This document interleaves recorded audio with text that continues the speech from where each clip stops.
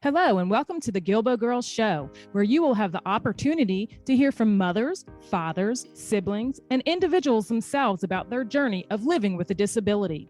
I know, it's called Guilbault Girls, but we have a bonus for you as we get the Guilbault boys to interview some of the dads and siblings and get their perspectives too. We'll also have special guests from time to time to share the many resources that are available to those living with a disability and their families. So get ready to laugh, smile, cry, maybe even get a little angry when you hear some of these stories of their day-to-day struggles. But let's not forget their many triumphs. As they say, it takes a village. And if it weren't for our village, we wouldn't be where we are today. So join us. Hello, and welcome to another episode of the Guilbault Girls. Today, we have special guest Sara Bradford. She is an autistic woman, an advocate, and is the CEO of SJ Child LLC, an autism consulting business to support families. She's a member of the Autism Council of Utah and also the owner of Facebook Autism Advocates Support Group. She's a mother of 3, and her husband and kids are also on the spectrum. She's a global autism speaker, as well as a podcast host at the SJ Child Show podcast. She continues to strengthen her community through local university and hospital autism partnerships, police training, corporate autism training programs, and more. Sara is a children's book author, pen name SJ Childs, subjects such as autism, dyslexia, physical differences, and anxiety, and so much more, helping children understand themselves and supporting their peers with neurodiverse needs, encouraging love and inclusion in every situation. So first and foremost, I want to thank you for being on. So hello, and how are you? Thank you. I'm so honored to be here and Awesome. grateful, and I'm excited to see you. Yeah. So for those who are listening, Sara was my main mentor throughout this entire process of getting my podcast and YouTube show up and running. Like literally from like continuing to mentor me at the drop of a hat. Like when I emailed you, text you, Facebook message you, you were like, boom, boom, boom on it, like helping me with what equipment to do, helping me through the Buzzsprout thing to get it all on all the podcasting platforms. So you really have been an instrumental part in giving me courage and getting me motivated and helping me figure out just how to get from A to B or A to Z, shall we say. And then also then to later on, invite me to be on the Women of Indie Pods United 2022 that you had hosted. So I can't believe it's actually coming up on a year anniversary of me actually having a podcast. I can't believe that. I really can't believe that either. And I'm so honored and I'm so proud of you and just grateful that you think of me as a mentor. I mean, that is just like makes my heart so full. Aww. So thank you so much. I know, don't get emotional. I just put this makeup on, girl. I have my tissues over here. I know. I should have been a little easier on the mascara, I guess, but I'm just kidding. You're so cute. Well, so, we have so many amazing things that you have going on and where to start. So first, tell me a little bit about your children, boys, girls, ages, and then really what was their journey as well as your husband's like for them and you, because that's a new diagnosis. When you all first learned that you were on the spectrum, like I just share. Yeah, absolutely. So I am from Reno, Nevada. I grew up there and I'm an only child of divorced parents. So I moved around a lot back and forth from household to household. And that definitely, I think, makes you kind of a stronger person when you are going through things as a youth alone, because I know my parents don't hate to hear that I felt lonely or alone, but it's just the truth as it is. And sometimes we have to say those things, even though they're uncomfortable. But I guess throughout the journey, I just really, more than anything, wanted a family. I think that was the most important goal in my whole life, was to have a family. And I was always good at, like getting really great jobs and moving up and having, I'd say, close friendships with a few people at a time, but not really ever I remember as a kid, my mom saying, why aren't you friends with all of the cheerleaders? Or why aren't you friends with all of the soccer players? Or, whatever it was. And would just say, I don't know why. It doesn't work like that. Like, I am friends with them, but I'm not in their kind of niche or their group or whatever. So that was always a little bit conflicting for me. Mm-hmm. But it didn't bring me down from being friendly to people and, being kind and open and ready to make relationships. So I guess I'm starting at the beginning because it's such a great place to start. Right. Mm-hmm. And then, when I was 28, actually, is when I met my husband. It'll be in 2 days, it'll be basically our 18-year anniversary from the day we decided to start dating. So not our like official wedding anniversary, which was last month, but yeah, for 18 years now. And wow, talk about like finding that dream, finding that goal and making it come true for myself. And I think that with him and I just were like best friends, and then we got married, and then we waited, or tried rather, to have kids for about 5 years, and then got pregnant, and in that we decided to get married.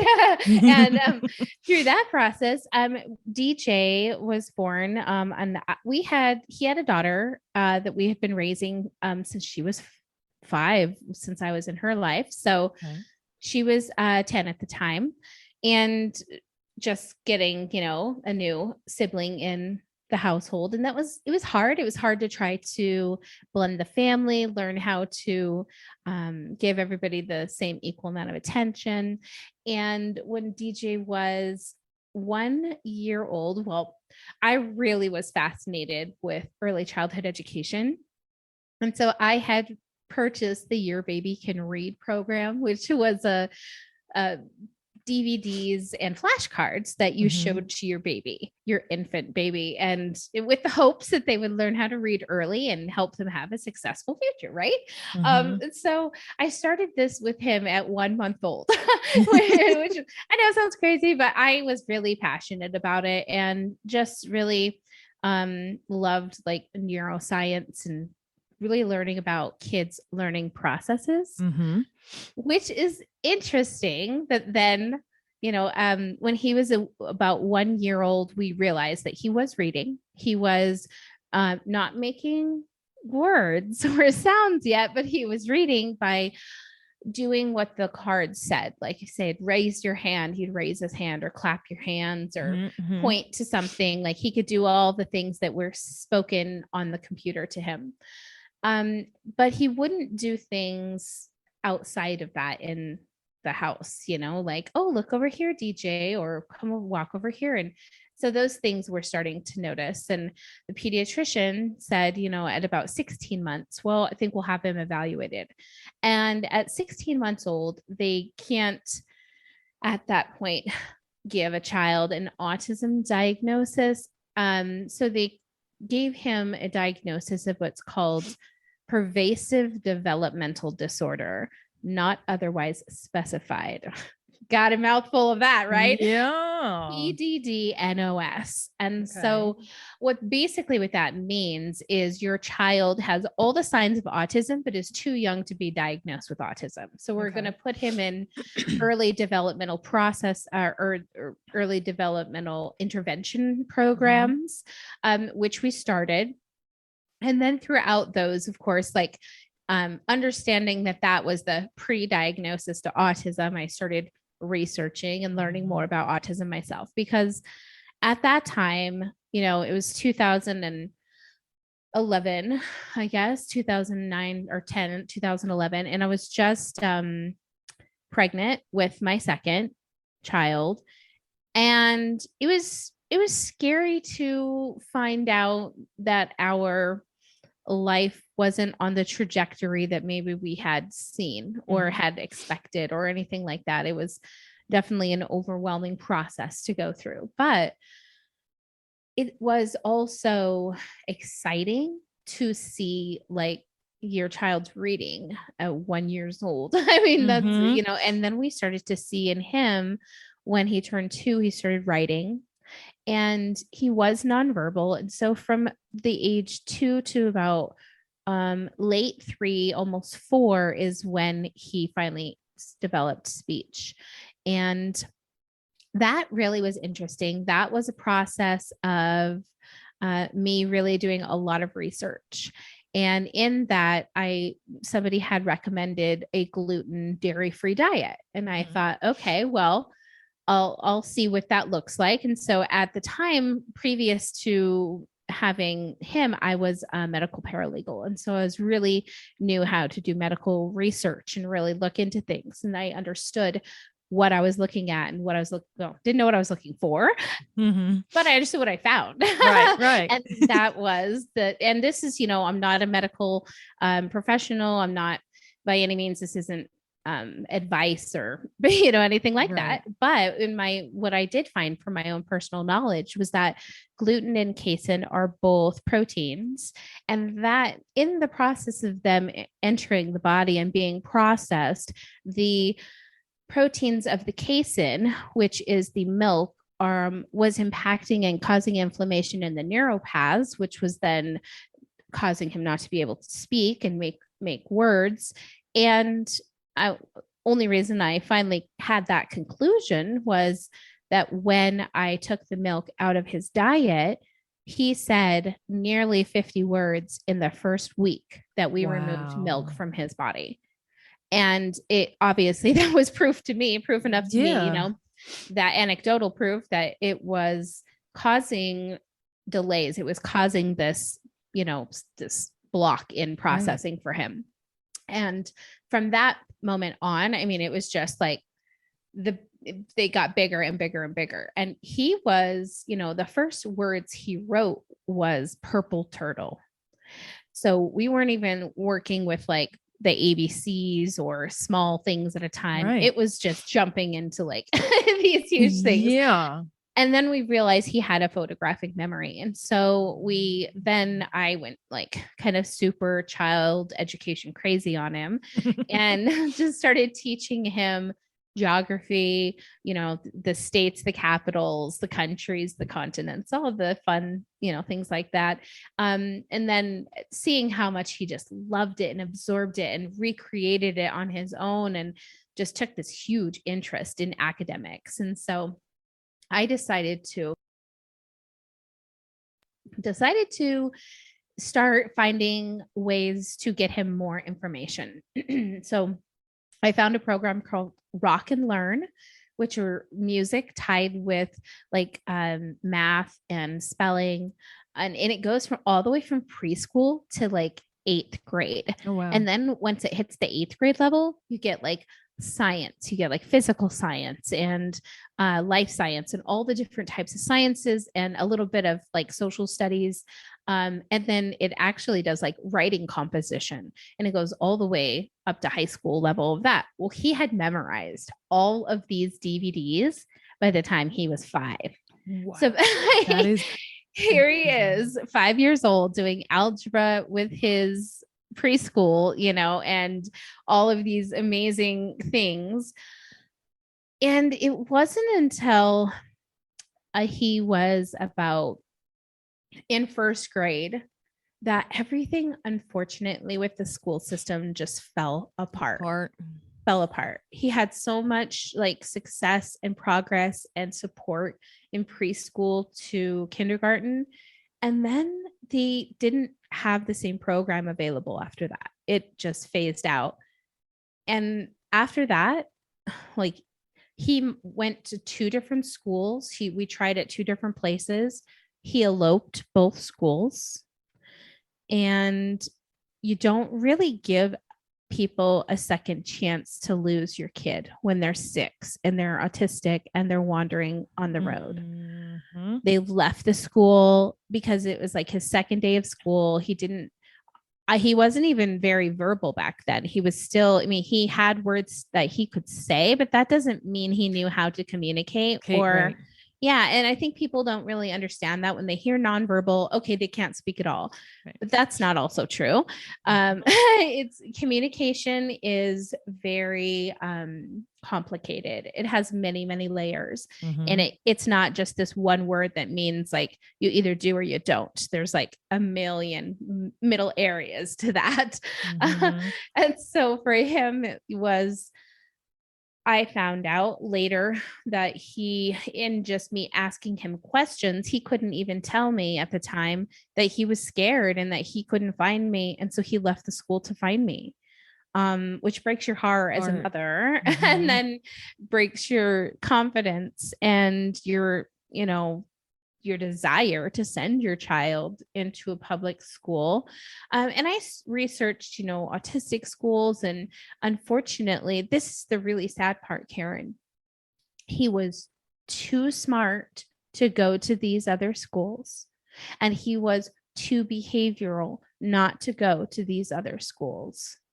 Like, where's the middle ground here, people? Like, where the program that belongs for him? Where does he belong?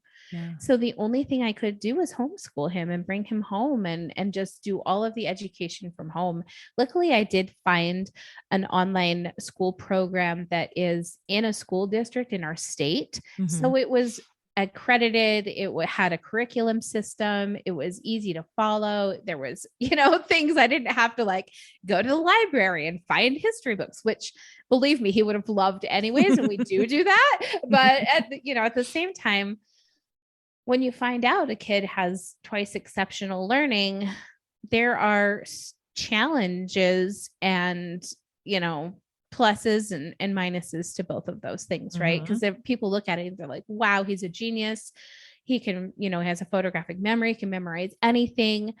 I liken it to a computer that's running all the tabs at once. The computer has all of the knowledge in the universe, all of it. But can the executive functions work on the computer if all the tabs are open at once? It cannot. It's slow. It's like, and that's kind of how his brain works, is that he has so much going on that sometimes, and it was up until maybe, 8 or 9 years old, that he was able to put his shoes on, that he was able to, we're just barely brushing he's 12 and he is barely brushing his teeth on his own. These types of things are things that people take for granted. And when they look at somebody that seems like a genius, he's got it all figured out, right? No, he can do math exponentially, but there are many, many other things he struggles with. He doesn't understand hygiene. He doesn't understand sexuality. Let's be honest, that there's a lot of things that we're going to have to face to get him through some things that he's not cognitive of understanding. And safety, safety has huge. Been a huge thing. And it's all led to all different types of information. And now that I've gotten to this place, I can kind of move forward. And so it's kind of funny. When he was 8, we took him to a neuropsychologist to get his IQ tested. And we thought, well, let's see where he's at. And at the time, at 8 years old, he was at a sophomore level in math. And he was speaking several languages at the time, several. And when I mean speaking, we have to reiterate, he could say table, chair, red, blue. He could not have a conversation. Right. He could literally just speak these languages or identify them. If he saw them in a text or he heard the language being spoken, he could interpret those types of things. But having a regular conversation is still difficult today. Right. We still today are working on how to have a conversation, and that might take till he's in his 20s. I don't know what that looks like. It's unknown, right? For everyone. But at this specific neuropsych testing, we did find out that he uses 99% of his working memory, which is the capacity that your brain has to hold information and store it as a memory. I don't know at what process he can, like how much he accesses actually, but as far as holding that in there, storing it, It's unimaginable, I guess, is for us, right? Because it's unimaginable. Yeah. It's exciting. But in that same process, we had just moved some boxes, and I had found a psychological evaluation of my husband's from when he was 9. And he had a little bit different background, and he gives me permission to say all of these things and tell his story just so everyone knows. And he was he spent a lot of his life, oh, don't get emotional, in and out of detention centers and group homes, foster homes. And people just saw him as, someone that was struggling with authority, and just didn't have the support that he deserved Needed. as a person, as a human being. He was diagnosed with ADHD. He was dyslexic, but instead of supporting it, and unfortunately it's kind of what it was really in the 80s and 90s, that there just wasn't as much understanding, and knowing about it was more like hush hush, or this kid has ADHD, he's the bad kid, or kind of a thing. And now I know, and now I wish they knew that behavior is communication. And if you want to help somebody, like, look at what their behavior is trying to say exactly. And so sorry. No, you're fine. You are fine. Reel it in. And so at that moment, when I'm going through and reading all of these things, I'm thinking, oh my gosh, this looks so familiar to me. And I'm seeing all of these things in a new light. And I'm thinking, okay, how does this make sense? Like, obviously my son has way more, with all due respect, severities in his challenges and what his needs were and his speech capacities, all of those things, right? And here was this brilliant man who had been married, had a child, held jobs, had, drove a car, did all of these things that DJ had been questioned to even have ever left the house in his life, and things like that. So it was interesting to then say, okay, well, to me, this looks a lot like Asperger's. Here's this brilliant artist, brilliant, compassionate father, compassionate husband, like honest, loyal, all of these things. And I was like, oh my gosh, this makes so much sense to me now. Like, he's very, not withdrawn, but he doesn't like attention. He's my total opposite, right? I'm like, look at me. And he's like, don't look at me, I'm behind the plant, right? You can't even see him or anything. Yeah, he's the camouflaged one behind there. So it's just so funny that in that, though, I could really see, and now I even know, like, that's why obviously male and female autism look so differently from one another as well. And that's why it's so missed so often, is that there's so many differences to be looked at. And you can't just look at one like list of items and say, yes, you're autistic or you're not. Or, but I brought it to him, that, kind of my findings, if you will. And I said, hey, I think you have Asperger's. I'm pretty sure you're on the spectrum. And for us, it was like, okay, maybe this makes more sense as to why DJ is also autistic. Because I think that and I'm not at this point anymore, I want to make that clear, but there was a time where I wondered and didn't understand why, and didn't understand how, because I didn't know anybody else with autism in my family or in his family. And so I think that that's a question that most human beings would have. And it means nothing offensively to the child or individual or anything like that. It just was a personal question. And so for me, it was like, okay, this is like making more sense. And I'm putting together the pieces of all of these accommodations that I've made for my wonderful husband along the way Mm-hmm. with regards to eating processes, with regards to public process, being in public, or and all of these things that now are like, oh my gosh, this matches up with my son in so many ways. Nice. And so I was able to then be like, okay, I can give my son the same kind of accommodations as I do my husband. And it's not like I wasn't, but now I have a better understanding of how to. Mm-hmm. And I'm able to like make more strategies of how to successfully help him. Not only that, but then at the time, we're able to kind of look back at his childhood and say, okay, well, when you got upset or when you became aggressive, like what would have helped? Let's go over some things that might have helped. And that we were able to strategize ways to better help DJ go through those meltdowns and to get through these times of really emotional uncontrollability, And so then it was so interesting. There's the two of them. And then it was about probably 3 years later, the oldest daughter had just kind of randomly sent us a message that she had seen a video on YouTube about autistic female traits. And she said, do you guys think that maybe I'm autistic?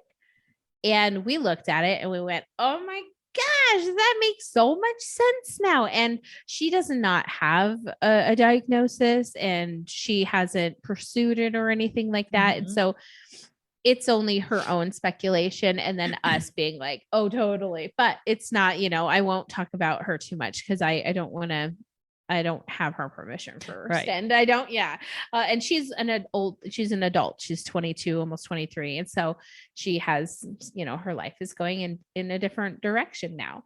But then it led to, when COVID happened and we brought our daughter, who it was, I guess, 8 at the time, brought her home, from school.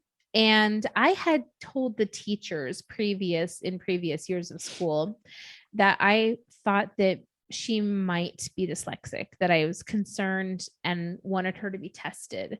And at the time, both the first and second grade teachers disagreed and said that she was so friendly and so sweet and followed the rules. It was such a good kid that she couldn't be dyslexic. So, which has nothing to do. I was going to say, that doesn't even match up.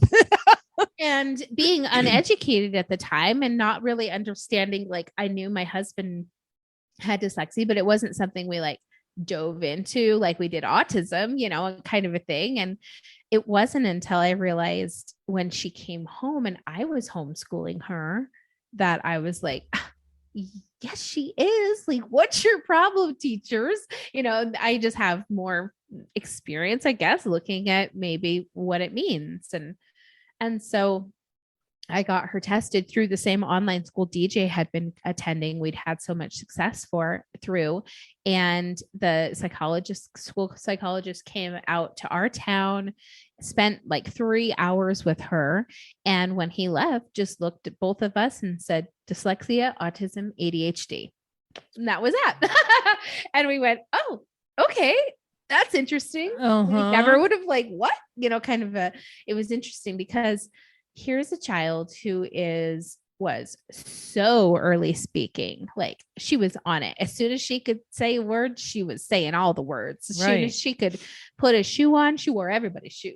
She is like the boss of everything all the time. And so confidence was anything she ever lacked. Intelligence, emotional intelligence, out the window. We'd like I shouldn't say that, like so far ahead of her time, far ahead of everything. And so typically if you were someone who didn't have any experience with autism and you only knew of like what the TV showed you, you would look at her and say, there's no way. But in our household, understanding it the way we understand it with so many different layers, we can see, this is where her autism affects her. This is where her dyslexia affects her. This is where her ADHD affects her. And we can better help tools, give her tools, mentally to get through those times. And I mean, we almost feel like parenting is so hard. Mm-hmm. And when you find any kind of successes, I think that you're like, yes, Mm-hmm. this has been so much better. And we feel like being able to parent her with as much knowledge as we have is so much easier than when we were parenting our first daughter. And all of I went to therapy with her for years and years, and to not have any understanding, and here I am having these open, honest conversations with this child who seems years beyond herself. Mm-hmm. And it's so nice to be able to share this information. And now, now that we know that her brother and herself and her dad, and it was so exciting. It was just like this little group, right?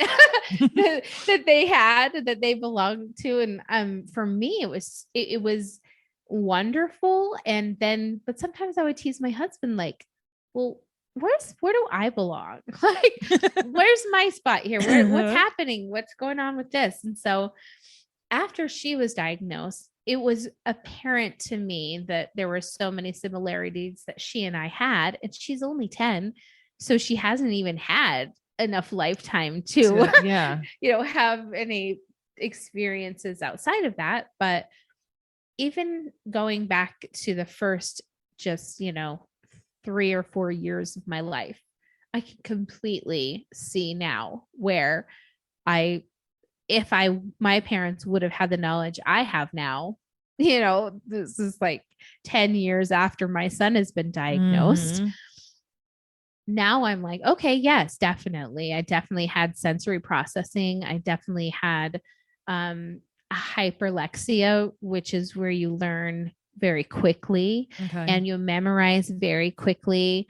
It doesn't mean that I have like a photographic memory, but my neighbors, they were older sisters. And so they were kind of like my 2 older sisters, because I was an only child. And so they spent a lot of time babysitting me, and I spent a lot of time with them.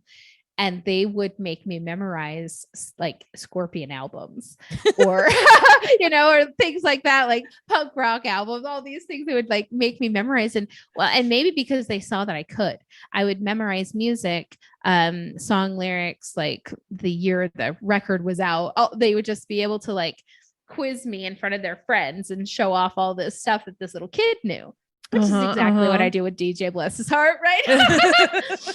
And so when I think back to that, and I'm like, oh my gosh, that's insane, because I would have never thought that without that information. So then I, kind of had some meetings with some friends and things, and one friend told me how she went to a place here in Salt Lake where I'm at, and she had a brain scan done. And in that brain scan, they do what's called brain mapping. It's called a QEEG.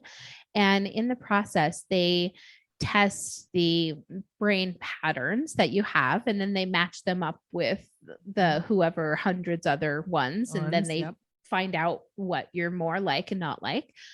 And so that is how I found out that I was on the spectrum. Wow. Plus dyslexia and ADHD. Hey, right? It's like, what? And when my mom, she had a harder time understanding all of the diagnoses. And I think in her generation, the labeling, she like, why would you do these labels? Why are you labeling? And for me, it's like, this is just honesty. This is just what it is. It's not a bad thing. It's right. not Once you know, then you can find out the ways that are going to help. It's like independence, I think. Yeah. It's like freedom, right? Yeah. It's finding out the information. Yeah, exactly. When you know, you can find out what you need. And so it was, but when I brought her the brain mapping thing, there was nothing to question. Had somebody's opinion been what had made this, possible? It was just like,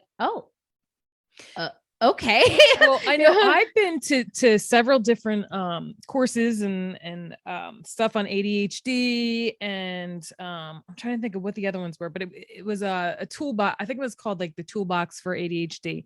And it was all about the brain. And he even had scans up there of people's brains who were and were not, and how it is amazing to see the different nuances of the brain, how it's affected and how things go off in certain, like, you can't, like, science doesn't lie. Crazy. Like, no.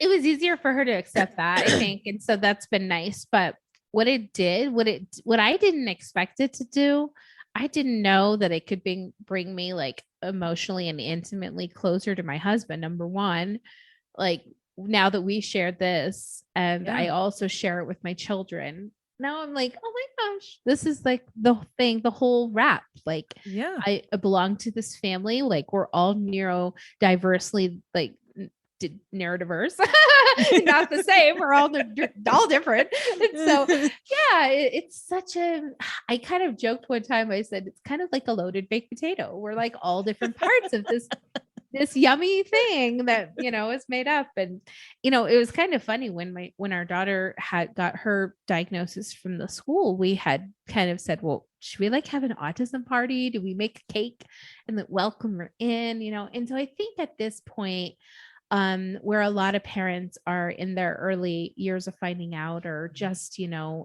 it's a lot of fear, and it's a lot of not knowing and finding knowledge, or not even knowing how to get knowledge for some people, which is so hard.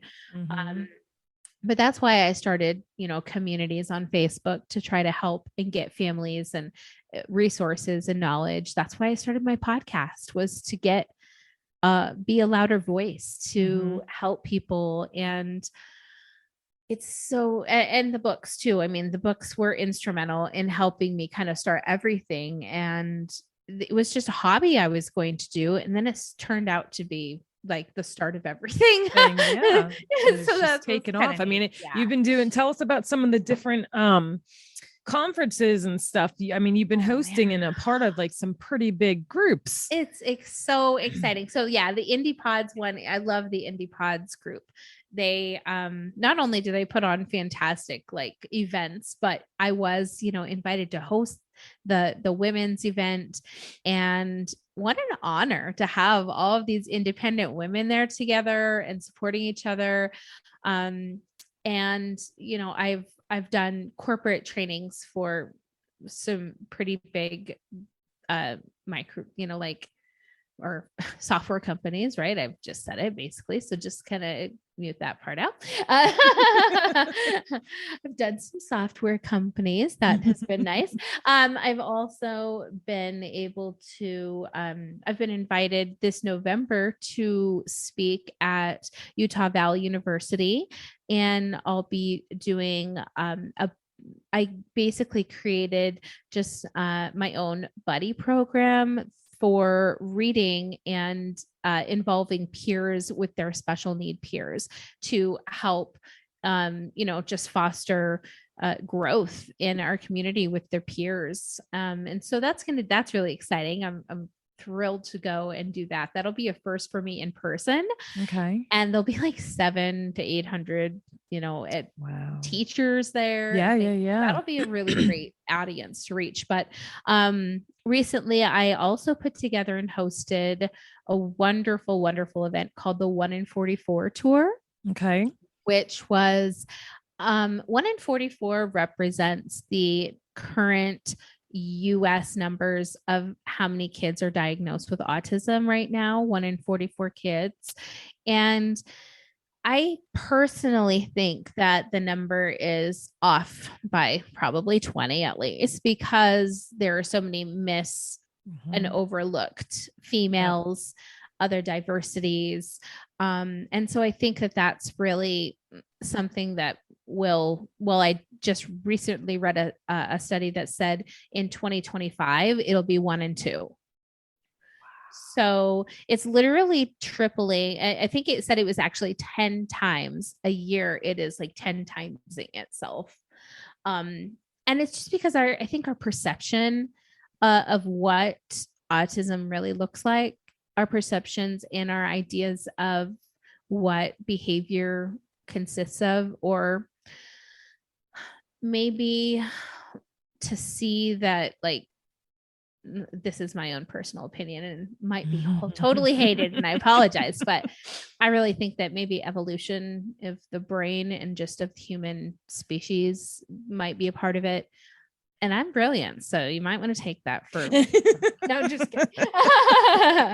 So I wanted to ask you, okay, so because of course autism isn't in my wheelhouse, cerebral palsy is. Yeah. So like, so can you kind of tell some of the listeners to what some of the difference and the nuances are between identifying a female versus a male? 100%. Yeah. Since you were talking about so that. I'm just going to give you my own children, because that is the best way to tell you. And then I'm not trying to stereotype anybody else's children into this. And so for my own experience, this is what it looked like for us.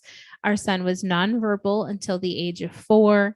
He spun circles, clapped his hands, flapped his arms. He made a lot of humming noises. He did a lot of physics stimming, is what that's called. And I never got back to this, but the gluten actually took that out of his, like, he stopped a lot of that stimming when that gluten was removed from his diet. And I never had finished that. It was because the inflammation was happening in his gut, which was why he was spinning and putting his body into motions to help relieve the inflammation in his tummy. Okay. He would like lunge himself onto things. And so all of that, and like this, pretty much all of it stopped after we removed the gluten. When he was gluten dairy free was probably, and he still is, but like the healthiest, he was. But also come with that, 10 years ago, there was hardly anything available. It was so hard to change his diet and to provide things that he would like. And unfortunately, in that process, his diet did deteriorate and we got some, not great results. But back to boys. So in boys, I would say, and sometimes in girls as well, if it's more challenging, lack of eye contact, lack of sounds that are like maybe normal sounds to be made, like baba, mama, dada, those types of word, like beginning word sounds. Pointing to things and noticing things off to the distance. These are all things that we would say that our son did not have in his wheelhouse at the time of normal developmental stages. Speaking, he would oftentimes just grab our hand and take us to things. He didn't know how to do many things on his own. Like, he had a really hard time with potty training. We tried potty training at the preferred age, whatever that may be, but it was not successful. In fact, he was in pull-ups until the age of 7. Okay. And finding pull-ups to fit a 7-year-old is hard. It is hard. And it is it's something, again, people say, oh, he's genius, he has all these things, no. Like he also has what's called global developmental delays, which literally means he is delayed in all of the things that are like developmentally, putting your shoes on, getting dressed, brushing your teeth, like saying a sentence, like all of the things people take for granted because they can do since they were 2 or whatever. So then we'll look at our daughter. So what it looked like for her was, and this is so interesting because I think that when people look at girls and they see that they have an interest in something feminine, it's just because they're a girl, right?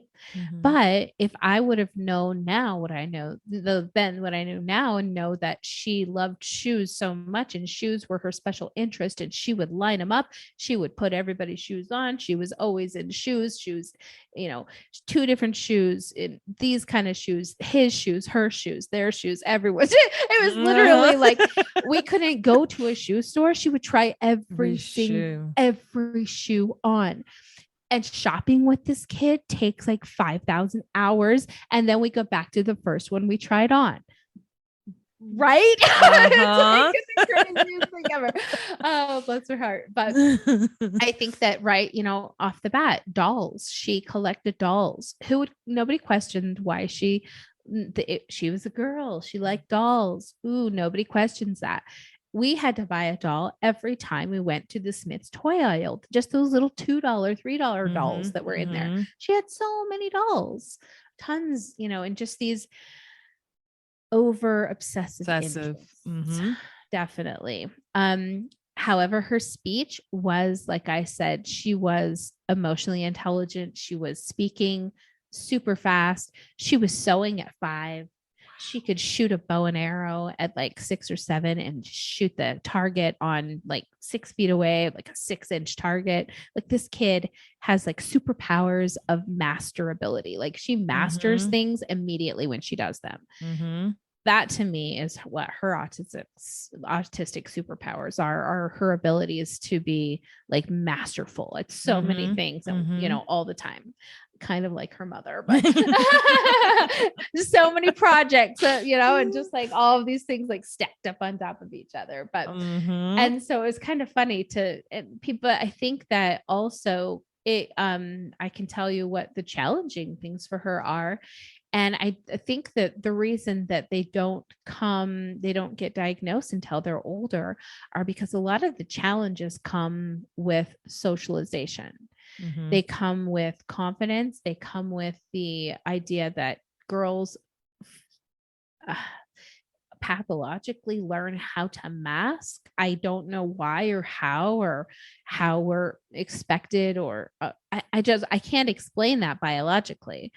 But girls can mask quickly, and they can learn how to fit in and talk alike and sound, all of these things that boys maybe don't care to do or don't have the same access to in their processing.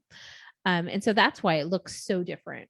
And you wouldn't be able to look at the same, unless, of course, there's a child that has like very severe challenges, then that's easy. But the ones that are missed are the ones that have all of these super abilities. And I think that that's a good thing for people to hear. Autism, isn't like a bad ability. Right. It's just a different ability. Exactly. Yeah. Just when you were like explaining that, I had like that aha moment of like, just like, I was thinking of Faith when she was having her seizure disorder. Like, the main thing when people go to, grand malls, petite malls. Well, no, there's 40 different types of seizures. Exactly. So, and they're all differently. And same thing with cerebral palsy too, depending upon the severity. Well, it's the same thing with autism. Yeah. Yeah. They can be so different from, and even in our household, it's kind of neat that we have all of these differences so that I can stand back and kind of look at it prospectively and say, okay, food aversions, like, what does it cause? It's texture issues. It's like oversensory smell issue, like things like that. It's not, oh, they're so picky, they just don't want to eat. They don't like the taste of this. Like, there's so many other layers that I think that when we as a society changed our view of parenting to a more whole person identity rather than behave the way I say you have to, controlling kind of a thing, I think that opened up so many different opportunities for us to nurture our children in a much different way than previous generations. Yeah.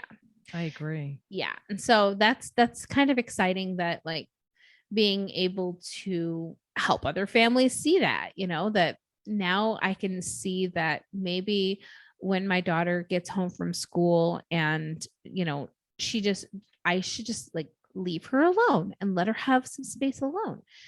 I don't need to, what's wrong? Talk to me about it. I want to be there for you. All of those things will push her away. But when she understands that I respect her as a human being, and that I say, look, I think you need like silence and personal space right now, she'll come to me. When she's ready, yeah. When she's done. She always does. Yep. When I question that or doubt that is when I will cause the problem in that relationship. And I think parents, they look at their kids and they see their behaviors or their control of what they have, and they lose themselves in that control and forget about the relationship that they're creating with this person. And as adults, we know we can't be dismissive or rude to our friends, to our companion. What will that cause? It'll cause distrust. It'll cause resentments. Yep. So why would it be okay that we do the same for our kids? Like, don't dismiss them. Don't act like they're burdensome. Those types of things. Like, understand that most of the time, they're not even looking for attention. They're looking for connection. And what ways can you make that happen? Like, what ways can you find in your parenting to pull back the control a little bit, give some control to them and some independence? Then they're like, oh my gosh, they trust me. They now I can come to them with this information I have.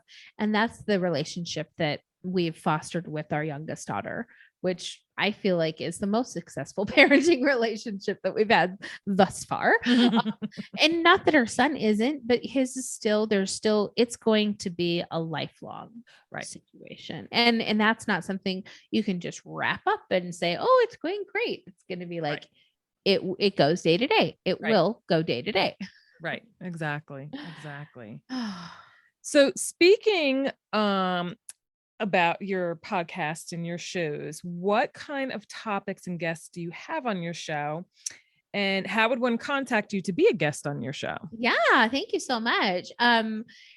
Fascinating. You can just Google S.J. Childs and you could find me. I take up a few pages on Google now. So that's kind of exciting. You could find all my other podcasts that I've been on, my own podcast, my books, all my social media. And you can also find that I have, and I'll share this with you. I have a link tree that has like a guest form that people can go to and fill out. So I'll definitely share that with you. The S.J. Childs Show, our motto is bringing value to families through education and resources. And I really didn't, it's kind of funny too, because when I started, I didn't really want to just be about autism because there were some other people in my community that I was very interested in getting to know and interviewing. So I made it more about family education or personal education or, kind of thing rather than just about autism. However, let me tell you that more than half of my show is autism episodes and all about autism. But I love that it has that diversity, and there are still people that I'm interviewing that aren't autism related. But I've pivoted more to wanting to be more, because I am more on the autism, in the autism community, even now more so than ever. Now with my own diagnosis and findings, now more than ever, I can give so much more advice, right? Right. Absolutely. Advice I haven't even thought about giving yet, right? It's crazy. I'll be able to hit some great topics, but yeah, it's a lot of fun. I've had, just CEOs. I've had young artists on. I've had Hollywood executives, producers, actors. Boy, what has been the most exciting guest that you've had on? Oh, that's so hard to say. I know you've had so many, but all so much. I would say in the autism community, I would say Temple Grandin is the biggest interview that I've had. But I've also had a lot of very successful autistic individuals, like the first autistic attorney, Haley Moss, the first autistic basketball player, Anthony Ayani, the first autistic race car driver, Marnie Williams, some really fascinating people. And I feel bad, not saying all 135 episode names of them. Right. So please, I'm so sorry. I love you all. But it's so great because in this whole process, I've made so many amazing connections that now I've even, been invited to be on European radio and some really neat places. A woman from Australia reached out and said her and another gentleman from South Africa are putting together a network for education and asked me to be their autism expert for this group that they're putting together. So yeah, it's opened so many doors for you. It really truly has. It's been amazing to watch and follow. And it's incredible. This October, I'm actually hosting and holding another event called the Autism Safety Summit. Where I'm going to have some really interesting and great experts on safety of all types, home safety, school safety, recreational and travel safety. We'll have a service dog speaker and just some really neat people to come and just help answer any questions. Plus, I really am passionate about helping families. I also create along that same line these autism vehicle safety kits. And basically what they consist of is this little sticker right here that says this one says that the autistic individual lives here, but the ones for the car say they're on board. But what's different about this than other, like just a sticker that says there's somebody with autism in the car, is that this tells the emergency responders that there's a personal profile that has the information for the individual in the vehicle or in the home, like right at the front door. And it gives them a special alert that they can look for, which then they can find these personal profiles that have all of the needs, like their medications, their likes, dislikes, their warning signs that they're going to have escalated behaviors. And not to mention, like even communication for the individual in case they need it. And we went a little bit further and made a really big one so that if emergency responders come to your car and you're the only, you're passed out, something horrible, and your child is the only one awake and they don't know how to speak, like at least they could try to give them a little bit of preferred like way to communicate. Right. And then earplugs and masks. And we just really wanted to provide these for families because a situation in our community happened where an 8-year-old girl who loves to hug people. She got out of her car at a stoplight and ran across the road and ran to a stranger and hugged the stranger. And in that process, the stranger didn't understand anything about autism or know of autism. And how do you have identification for your child? Most people don't, especially an 8-year-old child. And in the process, the police were called. The stranger thought that it was a kidnapping. And so she wouldn't return her to her mother.